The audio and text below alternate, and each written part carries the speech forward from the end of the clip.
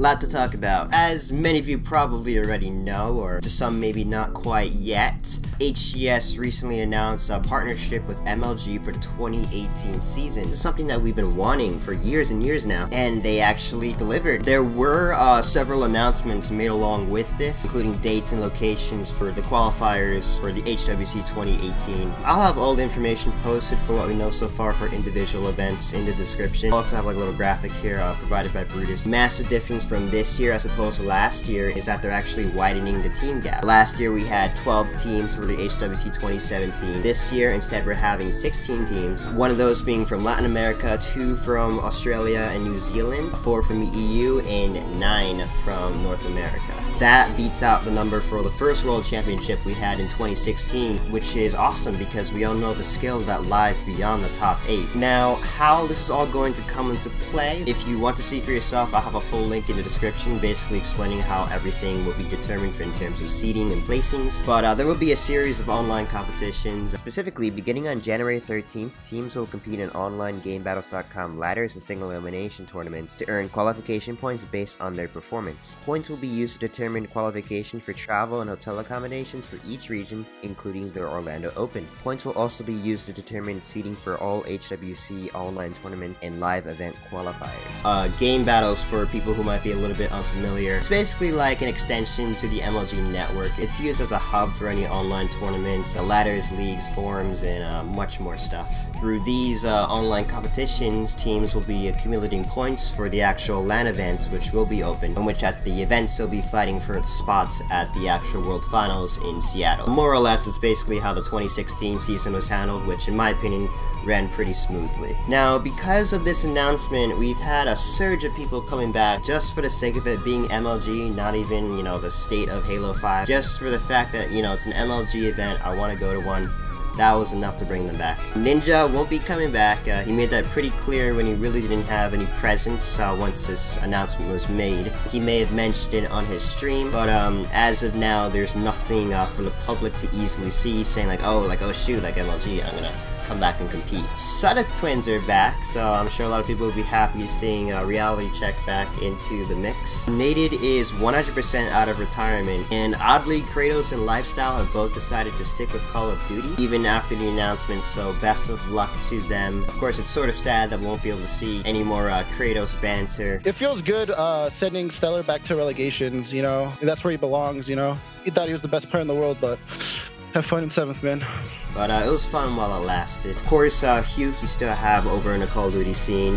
He's doing fairly alright. I believe he placed 7th, 8th in his first tournament back, so definitely looking to improve on that. Now, in terms of how settings are going, I know many people were wondering like how things would pan out since we literally went through one of the darkest times in Halo history. Without dwelling too much in it, basically the entire community was left in the dark for updates. Settings and weapons were drastically tuned, and feedback from the competitive community was basically all ignored. After some time, they did revert these settings back to how we had it in the fall season. Then we had this whole MLG announcement. The only main difference now compared to last time is the inclusion of Oddball. Oddball, obviously very classic Halo game type, so you can be sure to see that in your rotation. So now, team changes. I just want to reiterate, it is December 21st as of making this video, so things are bound to change. But from what we have now, the biggest announcement is of what happened to Envious after Hugh left. Penguin ended up being the one to take the spot, which we all speculated last month was a possibility of happening. But not only that, but a bit of a shocker to the community. Pistola actually decided to part ways with both Snipe and Mikwin, having Spartan to replace him. They also decided to switch orgs completely, now being known as Team Reciprocity, a brand new org in the Halo scene. Word is apparently Envy wanted to stay with the players of Envy, but they were looking to switch orgs just from the get-go. So as it stands, Envy might actually still be looking for a team. We'll have to see how that pans out. Optic is still the top dog, but there is a team that kind of poses a new threat to them, that being the new Splice, which is basically a fusion of their old roster and Team Liquid. And in my opinion, I think that this team has a much higher ceiling than the old Splice. You know, we always see players go through their highs and lows. For example, at the beginning of Halo 5, Suspector, he was probably deemed as one of the best players in the game, and then you come sort of mid-season to where we are now,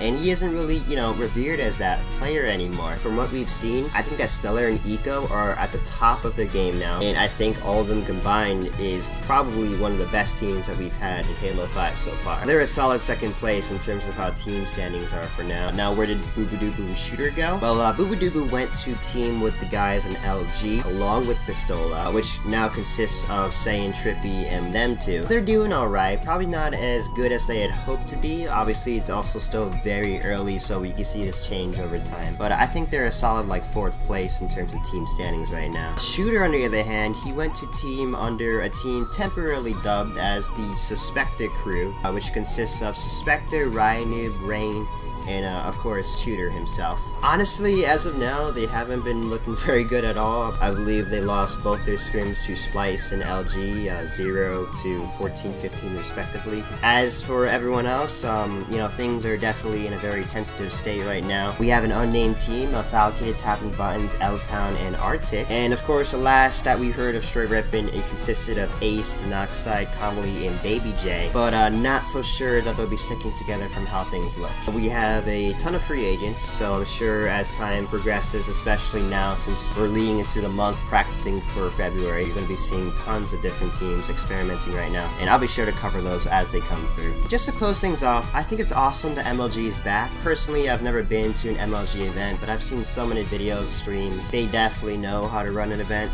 Will I be going to any of these? I definitely think it's a possibility for Orlando and Columbus. Seattle will have to see how the first two go. And with that, I think it's kind of a good place to stop. I wish all of you happy holidays if you celebrate it. Be sure to leave a like if you enjoyed this video, and I'll see you guys next time.